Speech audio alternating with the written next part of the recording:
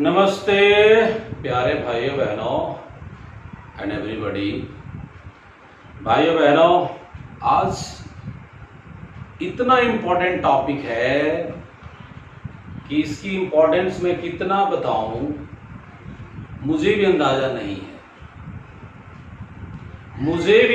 नहीं है। टॉपिक में जैसे जैसे आगे बढ़ेंगे वैसे वैसे आप लोगों को बहुत ज्यादा समझ में आएगा, काफी बेहतर लगेगा। दैट्स वाई डायरेक्ट हम टॉपिक में चलता हूं। मैं केडी प्रसाद, मेरा और आपका खूबसूरत चैनल IIT कैंपस।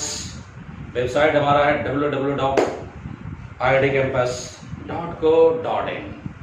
तो वहां से आप PDF डाउनलोड करेंगे, ये सूचना दिया है। बिना समय गंवाए हुए टॉपिक में चलता हूं।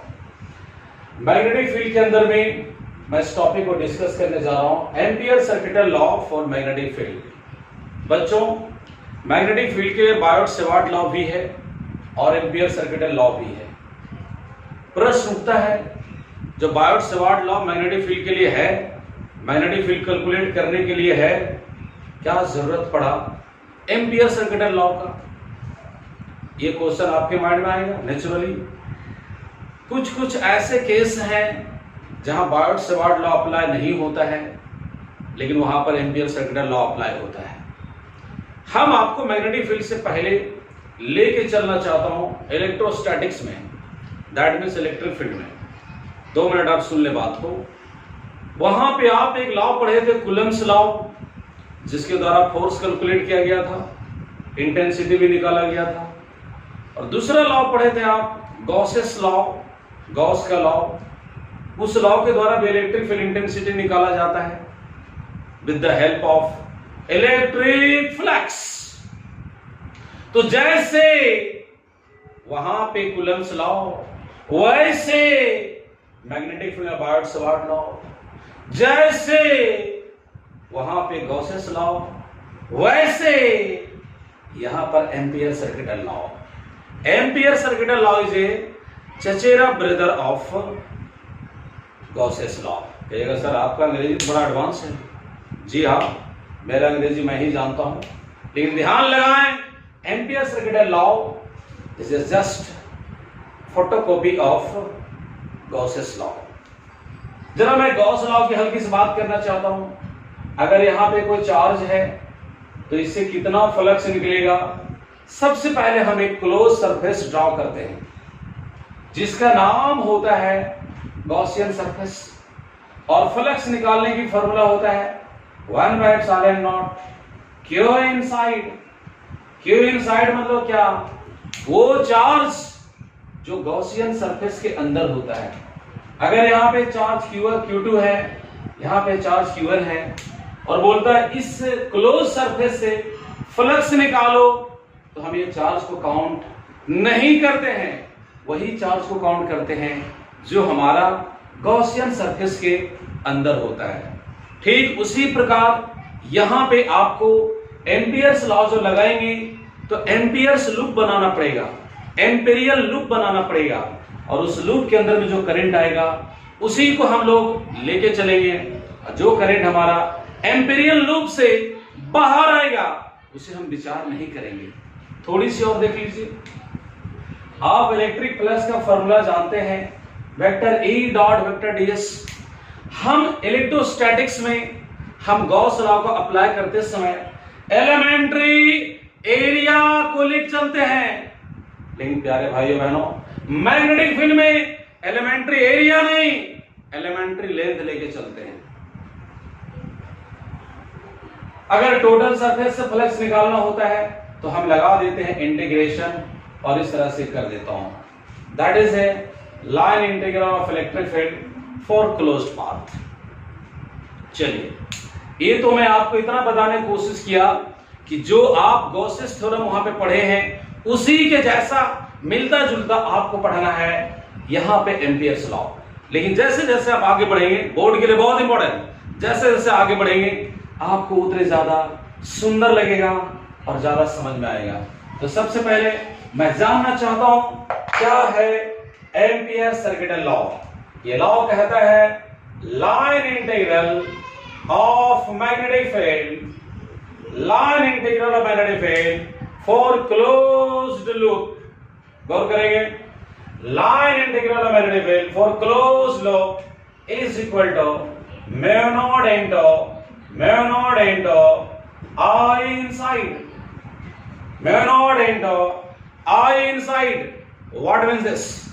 प्यारे भाइयों बहनों, अगर आप मैग्नेटिक फील्ड का लाइन इंटीग्रल लगा रहे हैं किसी क्लोज लूप के लिए, तो उसकी जो वैल्यू होगा, उस लूप में जो टोटल करंट है, लूप के अंदर जो टोटल करंट है, उस करंट का म्यू नॉट टाइम्स से मल्टीप्लाई कर दीजिए, आपको मिल जाएगा line integral of magnetic field. इस पॉइंट को माइंड में सेट रखें और हम इसको यूज कर रहा हूं। आइए जरा समझता हूं एग्जांपल से।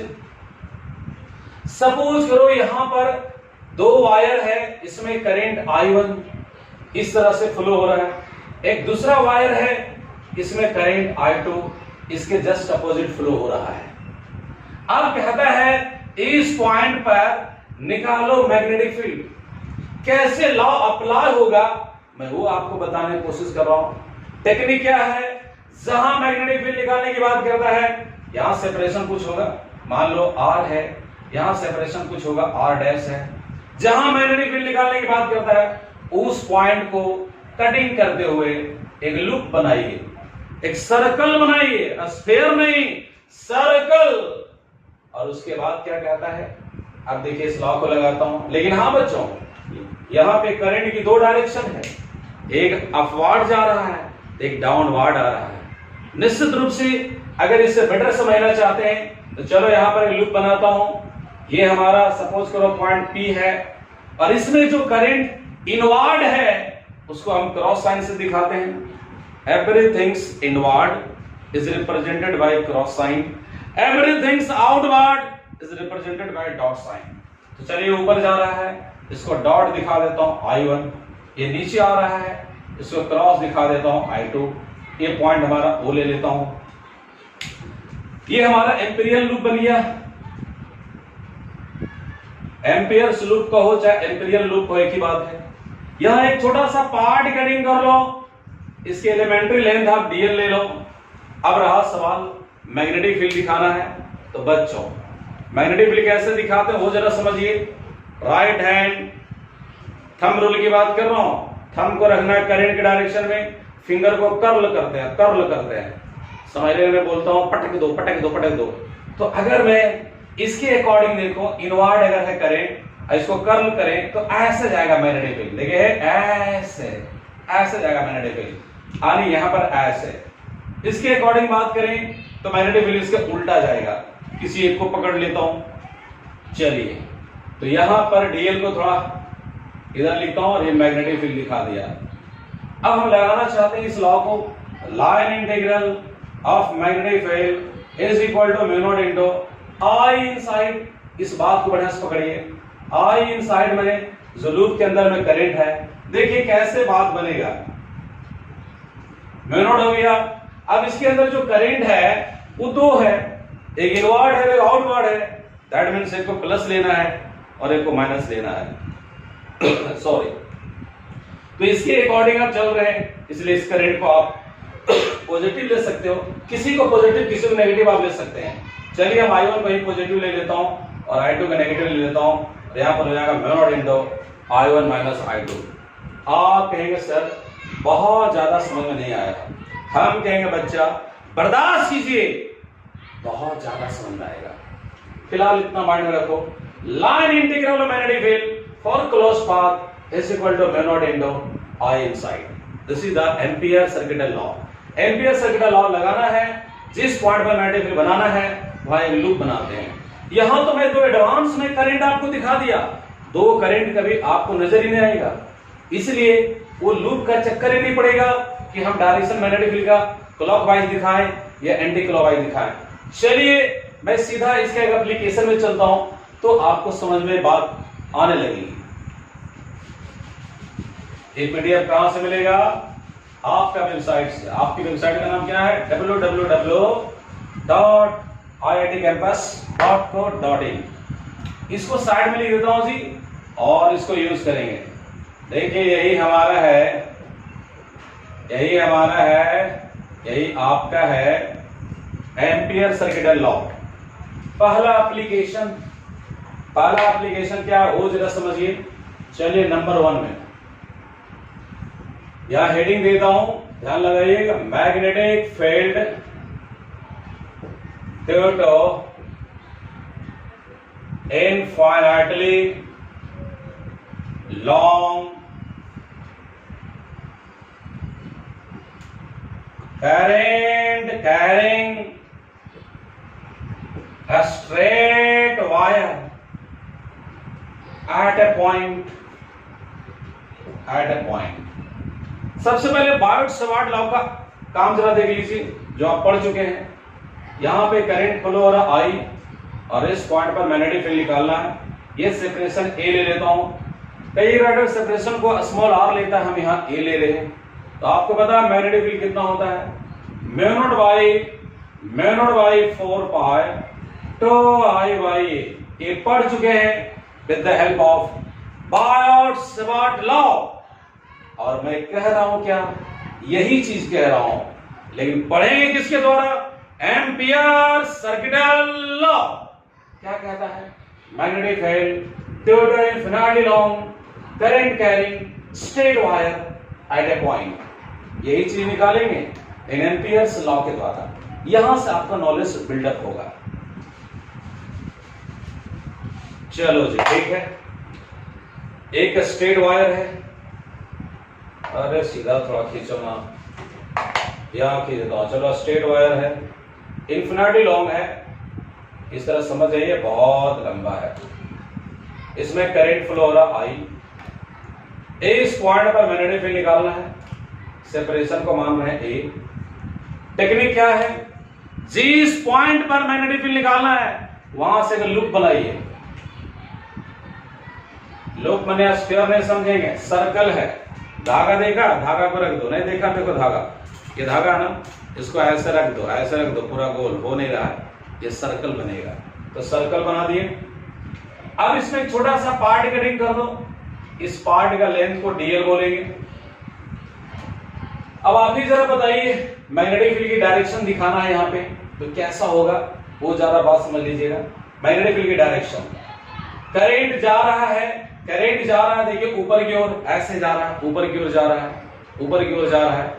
आप ही सोचिए, अगर यहाँ पर मैग्नेटिक फील्ड दिखाना होगा तो इनवार्ड होगा, यहाँ दिखाना होगा तो आउटवार्ड दिखाना होगा। देख लो जरा बात को समझो, यहाँ दिखाना होगा तो इनवार्ड, यहाँ दिखाना होगा तो आउटवार्ड दिखाना होगा। लेकिन यहाँ टेक्निक क्या करना है, करंट को इनवार्ड आप मान ले, ऐसे करंट को इनवार्ड मान ले, और यहाँ पे अंगूठा रख दें और इस फिंगर को कर्ल करें। देखो ऐसे आ रहा है, यानी मैग्नेटिक फील्ड इस प्रकार से होगा। यहाँ पर मैग्नेटिक फील्ड की डायरेक्शन दिखा दीजिए एज ए B, और आप यहाँ देखेंगे तो DL और B एक दूसरे के पैरेलल है। हम आगे बढ़ने से पहले आपको बता देना चाहता हूं किस किस कंडीशन में एम्पियर सर्किटल लॉ अप्लाई होता है, या किस किस कंडीशन में एम्पियर सर्किटल लॉ अप्लाई करना चाहिए। पहला कंडीशन है, जरा वो सुन लें, B रहना चाहिए कांस्टेंट, पहला कंडीशन। दूसरा कंडीशन है B पैरेलल होना चाहिए DL, और तीसरा कंडीशन है B परपेंडिकुलर होना चाहिए DL। हालांकि किसी भी कंडीशन में एम्पियर सर्किटल लॉ अप्लाई हो जाता है, लेकिन ये तीन कंडीशन में एम्पियर सर्किटल लॉ बहुत आसानी से अप्लाई होता है, ज्यादा यूजफुल होता है। मैं ये कहना चाहता हूं, एनसीईआरटी क्वेश्चन पूछता है, कभी कलाल बोर्ड में क्वेश्चन पूछता है, what are the condition for applying the Ampere circuital law, ऐसा क्वेश्चन पूछता है। हालांकि एम्पियर सर्किटल लॉ हर जगह अप्लाई होता है, लेकिन ऐसा क्वेश्चन पूछता है, बोर्ड में पूछता है तो पूछता है, जवाब देना है। क्या देना है, पहला condition B is constant each and every point, B should be parallel to DL और B should be perpendicular to DL। ये तीन कंडीशन में एम्पियर सर्किटल लॉ बहुत आसान होगा। जब B और DL पैरेलल होगा तो दोनों बीच में एंगल बनेगा 0 डिग्री, और B और DL परपेंडिकुलर होगा तो DL के बीच में बनेगा और B के बीच में बनेगा एंगल 90 डिग्री। अब कहिएगा एंगल का चक्कर क्यों है, यहां देखो डॉट प्रोडक्ट वाली बात है, तो आपको ये भी पता होगा vector A dot vector B होता है ए बी कॉस थीटा, यहां पर भी बी डीएल कॉस थीटा होने वाला है। तो अभी मैं आपको क्या बता रहा था कि इस कंडीशन में एम्पियर सर्किट लॉ अप्लाई होता है। ये तीन कंडीशन है। कहिएगा सर आप तो मैग्नेटिक फील्ड निकालने जा रहे थे, बीच में कहां चले गए? हाँ, बीच में बता दिया किस किस कंडीशन में अप्लाई होगा। चलो इसको मैं डाल देता हूं। तो अब आपको बी और डीएल पैरेलल है, इसलिए बी और डीएल के बीच में एंगल निकालेंगे 0 डिग्री होगा। देखिए कितना आसानी से मैग्नेटिक फील्ड निकलेगा। इस पॉइंट को ओ बोल देता हूं, अप्लाई कर रहा हूं ampere circuit law. Line integral magnetic field is equal to mu naught into I inside देखते रहिएगा, ये हो जाएगा V dl cos 0 डिग्री। क्यों? क्योंकि B और dl है पैरेलल, इसलिए एंगल बनेगा 0 डिग्री। और म्यू, अब बोलिए लूप के अंदर में करंट कितना है? सब है I। B को बाहर कर दो, B कांस्टेंट है, यहाँ पे dl इसका value 1 mu naught into I। अब जरा बताइएगा डीएल का लिमिट क्या होगा? अरे डीएल को बहुत छोटा लेंगे तो 0 लेंगे, और अधिक से अधिक लेंगे तो इसका सरकमफेरेंस लेंगे। ये लूप बना लिए तो लूप का सरकमफेरेंस 2 पाई है। मैं बार बार कह रहा हूं ये सर्कल है, स्फीयर नहीं है, तो सर्कल का सरकमफेरेंस 2 पाई आर होता है। यहाँ रेडियस ए है इसलिए 2 पाई ए। चलिए ठीक है, अब इसको आगे बढ़ाता हूं। इधर देखिए यहां लिख रहा हूं जी, डीएल का एल इंटीग्रेशन हो जाएगा 2 पाई ए इधर म्यू नॉट इनटू आई। पहले अपर लिमिट आता है 2 pi A minus 0 mu naught into I, तो B into 2 pi A mu naught into I. हमें बी चाहिए mu naught into I by 2 pi A. अब कहिएगा सर बायोट-सेवर्ट लॉ से तो कुछ और आया था, इन्फिनिटली लॉन्ग स्ट्रेट वायर के लिए कुछ और आया था। क्या आया था बताओ? कहेंगे सर आया था mu naught by 4 pi 2 I by A. एक काम करो ना, ऊपर में 2 से मल्टीप्लाई कर दो, 2 आई हो जाएगा, नीचे में 2 से कर दो, देखो क्या हो गया, mu naught by 4 pi 2 I by A आ चुका है। ये था magnetic field due to infinitely long straight wire at a point with the help of Ampere's circuital law. हाँ, आप कहेंगे सर ये काम तो बायोट-सेवर्ट लॉ से भी हो चुका था, थोड़ा गर्मी है बच्चा इसलिए पानी पी रहे हैं थोड़ा थोड़ा करके। तो कहेंगे ये तो आया था बायोट-सेवर्ट लॉ से, तो फिर इसे क्यों लाए? यही तो मत समझना है। क्वेश्चन में क्या था? Find magnetic field due to infinitely long current carrying a straight wire with the help of Ampere circuital law, और वहां बना दीजिएगा बायोट-सेवर्ट लॉ से टाइम फिश। तो इसीलिए बताया गया, रिस्ट्रिक्शन रहता बोर्ड में। लेकिन चलिए अभी तो आपको मैं एक सिंपल एप्लीकेशन दिखाया है, और ये एप्लीकेशन कितना समझ में आया मुझे अंदाजा नहीं है, आगे बढ़ेंगे और ज्यादा बेहतर होगा। हाँ, यहां पर मैं बार बार बोल रहा हूं, ये जस्ट एक तरह का गॉसेस लॉ का जैसा रूप है। उस लॉ के द्वारा भी इलेक्ट्रिक फील्ड इंटेंसिटी निकाल रहे थे, यहां भी मैग्नेटिक फील्ड इंटेंसिटी निकाल रहे हैं, या मैग्नेटिक फील्ड निकाल रहे हैं। अब हमारा दूसरा एप्लीकेशन क्या है? सर इसको क्यों नहीं मिटा रहे? नहीं मिटा रहे, देखते रहो उसको। एप्लीकेशन क्या है? सबसे टॉप क्लास का, बहुत समझिएगा, इंपॉर्टेंट बात। सिलिंड्रिकल वायर है, होलो है, इसके सरफेस पर करंट फ्लो हो रहा है। कहेगा आप ही फ्लो हो रहे हैं, करंट फ्लो हो रहा है सरफेस में, मैग्नेटिक फील्ड चाहिए अंदर में, सरफेस पर, बाहर में। कहेंगे अरे तरीके, हम लोग होलो कंडक्टर के कारण इंटेंसिटी निकाले थे। एक बार कंडक्टर के अंदर में, सरफेस पर, बाहर में, वो तो गॉस लॉ से निकाले थे, यहां उसका चचेरा भाई से निकाल रहे हैं। फिर से सुनो, एक सिलिंड्रिकल वायर लेंगे, होलो सिलिंड्रिकल, अंदर से खोखला है, अंदर माल नहीं है, खोखला है, करंट सरफेस से फ्लो हो रहा है, मैग्नेटिक फील्ड चाहिए, एक बार इनसाइड, एक बार सरफेस पर, एक बार आउटसाइड। आउटसाइड वही रिजल्ट आएगा जो भी पढ़े हैं, लेकिन देखिए कैसे। तो यहां पर है magnetic field due to current carrying hollow cylindrical wire at point number 1 में R less than capital R, R equal to capital R, R greater than capital R, where R equal to radius of wire और small r क्या है? Separation of point, separation of point. Point क्या रहेगा? P रहेगा। पहले question का meaning समझिए। Magnetic field due to current carrying, current carrying hollow hollow hollow cylindrical wire at a point. कब?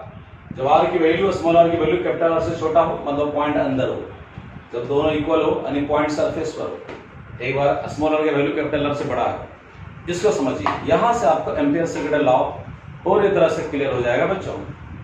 मिटा रहा हूं, देखिए यहाँ पर बना रहे हैं होलो है, अभी सॉलिड नहीं आया है। सॉलिड तक पहुंचते पहुंचते आपका माइंड भी सॉलिड हो जाएगा, देखते रहिएगा। चलो नंबर 1 में, when point P is inside the wire, that is R less than capital R, क्या ध्यान लगाओ? बोलो बोलो बोलो। करंट फ्लो हो रहा है सरफेस पर। सरफेस पर क्यों फ्लो होगा? अंदर में तो कुछ है ही नहीं है। कहां फ्लो होगा? सरफेस पर। इसका एक्सिस ले लीजिए। पढ़ने वाला बच्चा ध्यान से देखिए, और जो नहीं पढ़ने वाला मत देखिए, आपका बेइज्जती होगा। इसका नाम है एक्सिस ऑफ वायर। पढ़ने वाला बच्चा ध्यान से देखिए, नहीं पढ़ने वाला मत देखिए। यहां से इसकी रेडियस है कैपिटल आर। पॉइंट को कहां लेना? अंदर में। चलो यहां ले लेता हूं पॉइंट को। क्या करेंगे? पॉइंट लेने के बाद ड्रॉ करेंगे हमेशा एम्पियर लूप, सर्कल जैसे बना लिया। ये सेपरेशन की तरह है स्मॉल आर। पॉइंट को थोड़ा साइड में लिख रहे हैं। यहां पर क्या करेंगे? डीएल कटिंग करेंगे। डीएल कटिंग, अरे कहीं भी लिखेगा समझ आना ही कटिंग किया है। डीएल कटिंग करेंगे। अब करंट ऐसे फ्लो हो रहा है, मैग्नेटिक फील्ड दिखाओ। चलो नीचे क्यों, फिर वही कहानी, बी और डीएल पैरेलल है, या लिख भी देता हूं बी पैरेलल डीएल। अब लगाएंगे क्या? Ampere circuit law. Ampere circuit law कहता है line integral of magnetic field for close loop is equal to mu naught into I inside. I inside माने क्या? वो करंट जो एम्पियर लूप के अंदर आ रहा है। बता मुन्ना, बता मुन्ना, अंदर में कितना माल है बताओ। अंदर में कोई करंट है? नहीं है। चलो इसको तोड़ दो। B D L cos 0 degree, क्यों? ये दोनों पैरेलल है। इधर म्यू नॉट, आई इनसाइड का वैल्यू बताओ, छोटा भीम 0। कहिए क्यों? करंट तो सरफेस पर है, पॉइंट अंदर में है, अंदर में करंट ही नहीं है। B D L, D L का एल हो जाएगा, चलो 1 हो गया, इधर 0। बी इक्वल टू क्या आया? 0। बी इक्वल टू क्या आया? 0। क्या समझे? अगर ये होलो कंडक्टर है, करंट सरफेस से फ्लो हो रहा है, तो अंदर में मैग्नेटिक फील्ड नहीं होता है, नहीं होता है, नहीं होता है। अब पॉइंट पी को बाहर ले लेता हूं, यहां बना दूं इधर। चलो देखता हूं नंबर 2 में, when point P is outside the wire, that is R greater than capital R. अरे सर पहले सरफेस पर तो लीजिए, बाहर में लेना, बाहर रखना, सरफेस पर लीजिए, पहले बाहर लेने दो, सरफेस पर लेंगे ना बाद में, देख लेता हूँ। चलो ठीक है, सरफेस पर लीजिए, सरफेस बाहर लेने दो पहले हमको। ये एक्सिस हो गया, ये रेडियस कितना है R, करंट कितना फ्लो हो रहा है I, तार कितना लंबा है इन्फिनाइट, डॉटेड मार दो इन्फिनाइट। ये कौन सी बना है एक्सिस, एक्सिस देखिए लिखा हुआ है, ठीक है। पॉइंट कहां पर है, बाहर में। चलो यहां से सेपरेशन कितना है R, क्या करेंगे यहां से बनाओ लूप, ये तो धंधा है। गॉस थ्योरम में क्या करता, लूप बनाता था ना, लूप बनाओ। अरे पॉइंट P को थोड़ा साइड करो, देखो जरा आपका मामला क्लियर हो जाएगा। DL मैग्नेटिक फील्ड दिखाओ नीचे, चलो P पैरेलल DL है, DL एज ए टेंजेंट है, B भी नीचे एज ए टेंजेंट है, दोनों पैरेलल है। ये देख लिया, मिटा दे इसको, लिखना है इसलिए मिटा रहा हूं। अंदर कितना आया था 0, ध्यान रखना। देखो इधर लगाओ line integral of magnetic field, इससे क्या हो जाएगा देखो ना, थोड़ा देर शुरू में अटपटा सा लग रहा है, लेकिन अंदर जाते तो चटपटा लगेगा। म्यू नॉट I इनसाइड, चलो यहां पर क्या हो जाएगा BDL cos 0 degree, mu naught I inside की वैल्यू बताओ। क्या इस लूप के अंदर करंट है इस बार, कीमत बोल देना I टू I, सरफेस में करंट जा रहा हूं दिखा रहा हूं I, बहुत बच्चा बोलेगा I टू I, मिठाई है क्या, सरफेस में करंट फ्लो हो रहा है ना, इसका अंदर से है I, B बाहर, DL cos 0 value 1, mu naught into I, DL का लिमिट बताओ 0, मैक्सिमम कितना 2 पाई है, DL का बोलो L, लिमिट 0 से 2 पाई है, इधर म्यू नॉट इंटू I, यहाँ क्या बचेगा upper limit minus lower limit, यानी वही बचेगा 2 पाई है, mu naught into I, mu naught into I बटा 2 पाई है। अरे ये तो वही आ रहा था जो पहला एप्लीकेशन में है, और मजा आएगा, यहाँ 2 से मल्टीप्लाई कर दो, चलेगा स्टेप नीचे भी 2 से 4 पाई 2 I बाई ये, प्यारे भाई बहनों, वायर सॉलिड हो वायर होलो हो नो प्रॉब्लम, वायर सॉलिड हो वायर होलो हो, आउटसाइड मैग्नेटिक फील्ड सेम होता है। आप जरा देखिएगा, ध्यान लगाना। अच्छा यहाँ A कैसे हो जा रहा है, जब रेडियस आप छोटा R ले रहे हैं, यहाँ R लिखना पड़ेगा, हमें पगलाइए क्या है, क्या यहाँ पर R हो जाएगा, यहाँ पर R हो जाएगा, रेडियस की बात कर ले रहे हैं ना, R हो जाएगा, यहाँ भी R हो जाएगा, समझ रहे हैं कंसेप्ट में कोई दिक्कत नहीं। अगर थोड़ा पॉइंट इधर उधर हो गया R हो जाएगा, ठीक है। अब एक केस और रहा, वो क्या रहा, जब सरफेस रहेगा when small r equal to R, अब जरा इसी देख लो ना, जब पॉइंट भी यहाँ आ जाएगा, पॉइंट भी यहाँ आ जाएगा, क्लियर है, पॉइंट भी यहाँ आ जाएगा तो small r equal to capital R, so B equal to mu naught by 4 pi 2 I by capital R। प्यारे भाई बहनों, तीन केस में हमने मैग्नेटिक फील्ड निकाला, तीनों केस में लिख रहा हूं, अंदर कितना आया 0, सरफेस पर कितना आया, वायर के सरफेस पर mu naught by 4 pi 2 I by capital R, outside कितना आया B नॉट मतलब आउटसाइड हुआ mu naught by 4 pi 2 I by small r। अब इसका ग्राफ बना दिखाता हूं कैसे ग्राफ होता है, ग्राफ देखिए यहाँ पर, चलो इधर R ले लिया, इधर मैग्नेटिक फील्ड ले लिया, ग्राफ प्लॉट करो, सेम चीज पढ़ने जा रहे हैं आप जो इलेक्ट्रो स्टडी से पढ़े हैं। अंदर में मान कितना है 0, सरफेस में मान कितना है मैक्सिमम, बाहर जाने से फिर क्या हो रहा है घट रहा है।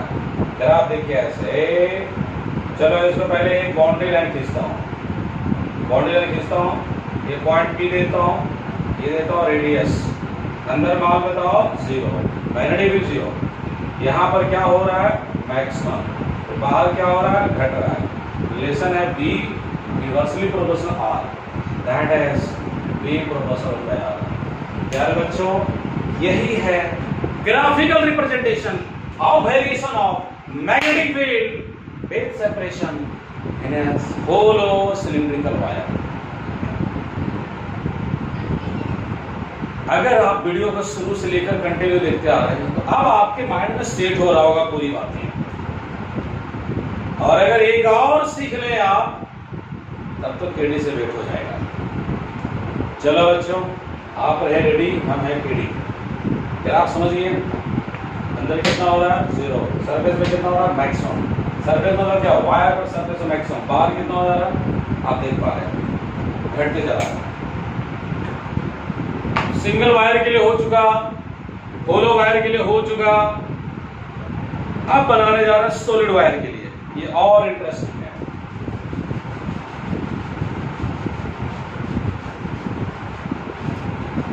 बोर्ड के लिए कितना इंपॉर्टेंट है, क्वेश्चन बैंक पलट के देख लीजिए, फिर हमसे बात कीजिए। थर्ड एप्लीकेशन, अरे वाह, magnetic field due to current carrying solid cylindrical wire at point P if number 1 में small r less than capital R, number 2 small r equal to capital R, small r greater than capital R। मैं समझता हूँ question का pattern तो आप समझ ही गए होंगे कि एक बार अंदर निकालो, एक बार सरफेस में निकालो, एक बार बाहर निकालो। पहले बाहर भी निकाल सकते हैं, फिर अंदर निकाल सकते हैं, कोई रिस्ट्रिक्शन नहीं है। पहले अंदर देख लेता हूँ, वायर इस बार सॉलिड रहेगा, इसको मिटा रहा हूँ। क्वेश्चन देखेंगे आप लोग, चलिए ठीक है। सॉल्यूशन टॉप क्लास का, वेरी वेरी इंपॉर्टेंट है। ये वायर हो गया, इन्फिनिटी लॉन्ग है, सारी कहानी इन्फिनिटी लॉन्ग वायर के लिए हो रहा है बच्चों, इन्फिनिटी लॉन्ग, ठीक है। इसका एक एक्सिस, अच्छा अंदर ऐसा भरा हुआ है, अंदर इस बार भरा हुआ है, अंदर माल है, बोलो नहीं है प्यारे बच्चों, माल भी भरा हुआ है। और कुछ मत समझना, देखो जा, ठीक है, बराबर, ठीक है। ये इसका एक्सिस बना लो, चलिए जी एक्सिस दिखा देता हूँ, पेज से पास हो रहा है एक्सिस, यहाँ लिख देता हूँ एक्सिस। ये इसका रेडियस है R, capital R। Current flow हो रहा है बच्चों, बता दो करंट इस बार केवल सरफेस पे फ्लो होगा कि अंदर भी होगा? अंदर भी होगा, क्योंकि अंदर सॉलिड है इस बार। होलो में क्या था, अंदर खोखला था, इसलिए करंट ऊपर से जा रहा था, लेकिन इस बार अंदर भी है, पूरे में करंट। अगर 10 एम्पियर है तो सब मिला के 10 एम्पियर है, कुछ यहाँ से कुछ यहाँ से कुछ यहाँ से मिला के 10 एम्पियर, ठीक है। चलो भाई ठीक है, पॉइंट को अंदर लेना है। When small r less than capital R, यहाँ पर ले दो पॉइंट। बोले क्या करेंगे, ड्रॉ करो सर्कल, सर्कल इसका नाम है एम्पियर्स लो। छोटा सा पार्ट कटिंग करो, लेंथ तो क्या बोलेंगे dl, मैग्नेटिक फील्ड दिखाओ नीचे, या साइड में लिख दो B पैरेलल dl। अब यहाँ मामला फंस गया, कि ये कैसे फंस गया दिखाता हूँ। Line integral of magnetic field for close path mu naught into I inside. Line integral of magnetic field mu not और I इनसाइड कितना होगा बताओ? टॉप क्लास का क्वेश्चन है, पूरा मिला करंट आपका I है, अंदर में कितना पता नहीं, ठीक है। एक काम करो, दिस इज इक्वेशन नंबर 1। अब यहां पर हम खेला खेलेंगे, किसकी खेल खेलेंगे? करंट डेंसिटी का। नाउ करंट डेंसिटी क्या होता है? I by current flowing per unit cross sectional area. तो आई करंट पूरे क्रॉस सेक्शनल एरिया में फ्लो हो रहा है, तो पूरा का रेडियस कितना है? Capital R into small R separation 1 J equal to I बटा पाई आर स्क्वायर। ये क्या मिला? Current flowing in unit area.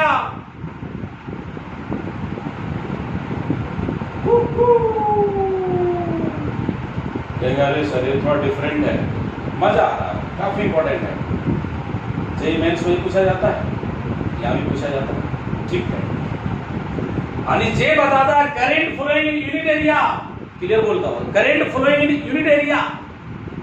तो सबसे पहले इसका एरिया निकालता हूँ, एरिया क्रॉस सेक्शन एरिया,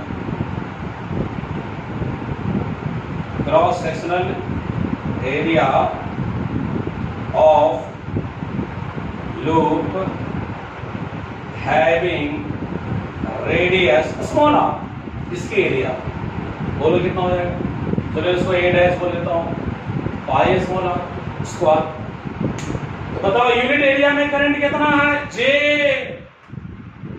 बोलो इतना एरिया में करंट कितना होगा? 100। चलो इस करंट को आई डैश बोल देता हूं, J into I dash A dash. J का वैल्यू बताओ?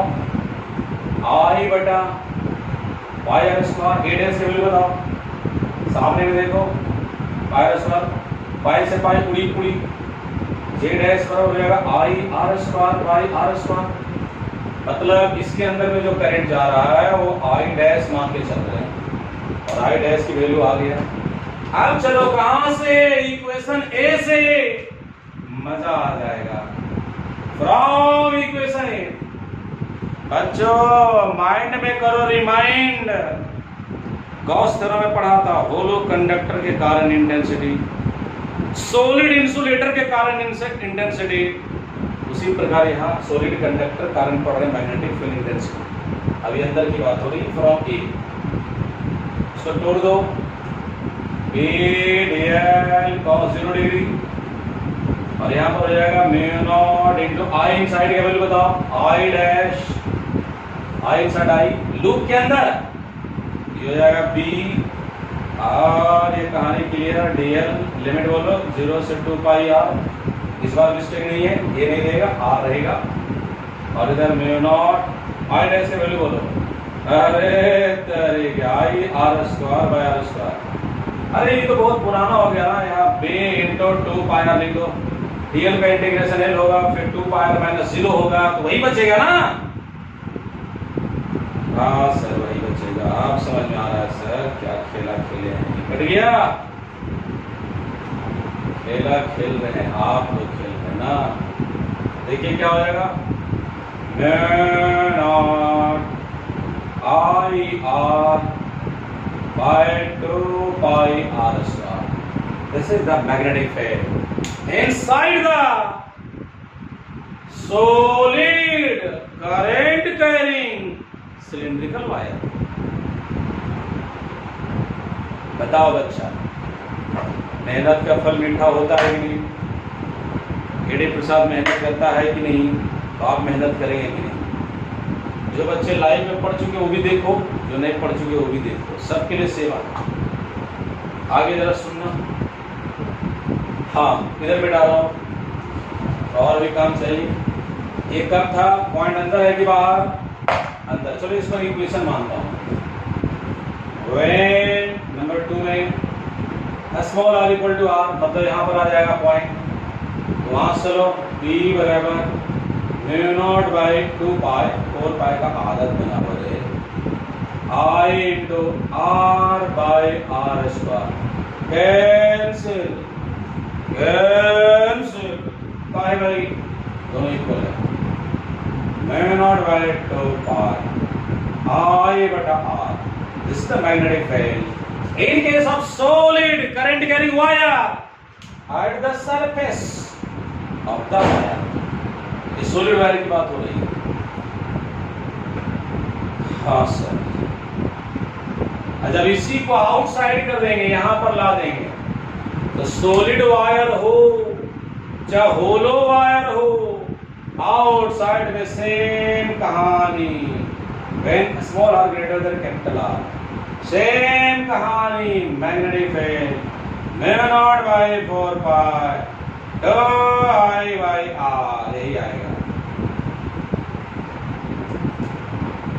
कैमरामैन ध्यान रखेंगे, बच्चे लोग पूरा ध्यान से सीख रहा है। Mu naught by 4 pi 2 I by R, कैसे सर? अरे इसमें तो कितना बार निकाल चुके बच्चे हैं, तो फिर निकाल देंगे, पॉइंट बाहर लेंगे, यहाँ से लूप बना देंगे, करंट टोटल आ जाएगा आई, सेपरेशन हो जाएगा आर, गंदा हो गया, बोला ऐसा सर बड़ा गंदा हो गया। अरे समझ सकते हैं, माइंड क्लियर है ना, आपके भेजा में पूरा सॉफ्टवेयर भरा हुआ है इसी तरह से, जो नहीं पढ़ता उसका ऐसे गंदा हो जाता है। समझ में आ रहा है? अब इसका ग्राफ देखो, बनाने की जरूरत नहीं, अगर पॉइंट यहाँ लेते तो पूरा लेंगे लूप, करंट आई हो जाएगा, डायरेक्ट फॉर्मूला पर आ जाएगा। अब इसका ग्राफ देखिए कितना मजा आएगा। कहाँ पे ज्यादा हुआ मैग्नेटिक फील्ड? सरफेस पर ऑलवेज, यहाँ मैक्सिमम। ग्राफ देखिए इसका कैसा, हाँ एम्पियर साहब का नाम मिटा रहे हैं बोर्ड से, फिजिक्स के पन्ना से नहीं,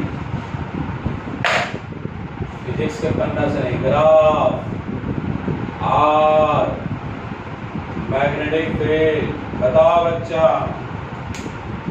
जब अंदर में है तो बी प्रोपोर्शनल स्मॉल आर। यहाँ देखो ये बातें कब तक चलेगा, यहाँ तक ग्राफ कैसे चलेगा,